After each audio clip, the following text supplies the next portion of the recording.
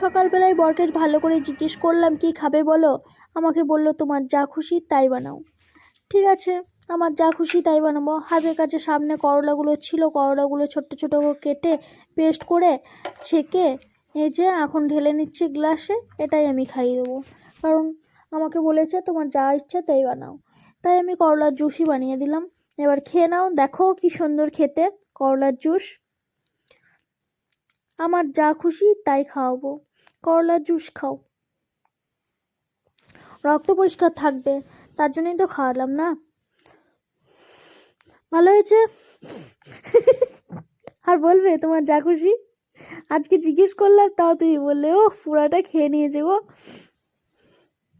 ভালো, সকালবেলায় রক্ত পরিষ্কার থাকবে, খাওয়াটা খুবই ভালো। ওরকম করে দেখো না, ভয় লাগছে। সকাল সকাল রক্ত পরিষ্কার হয়ে যাবে, কে নাও কে নাও। তো এখানে আমি পরোটা আর দুধ চা করে নিচ্ছি আমার জন্য। তা আমি দুধ চা আর পরোটা খাবো, আর ও পরোটা খাবে শুধু, দুধ চা খাবে না। তো চলো খেয়ে নিই। আর দুধ চা এরকম বাটিতে আজকে দুধ চা নিয়েছি।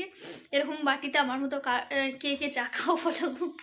আমি এরকম করে বাটিতেই চা খেতে বেশি ভালো লাগে আমার। ছোট থেকেই এরকম করে বাটিতে চা খেতাম, তা এখনো ভালো লাগে। আমার শাশুড়ি মাও খায় বাটিতে এরকম করে চা।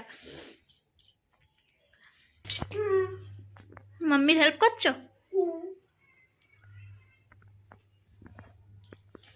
সব মটর এইদিকে ছিলকাগুলো রাখছে আর এইদিকে মটরগুলো আছে এখানে। সকালবেলায় তেতো খাইয়ে দিয়েছি, তাই এখন একটু ফল কেটে দিতে যাচ্ছি। তাই এখন ফলটা দিয়ে দিলাম, পেঁপে, আপেল আর আঙুর ফল। মানে আঙুর ফলটা আমার ছাড়িয়ে রেখে দিয়েছিলাম, আমার মেয়ে গিয়ে খেয়ে নিয়েছে।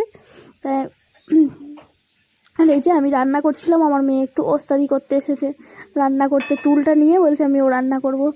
এখানে চলে এসেছে, দেখো খুন্তি নড়াচ্ছে, রান্না শিখছে। আমি বলেছি যা, ওগুলো পটপট করে ফুটছিল তাই ছুটে চলে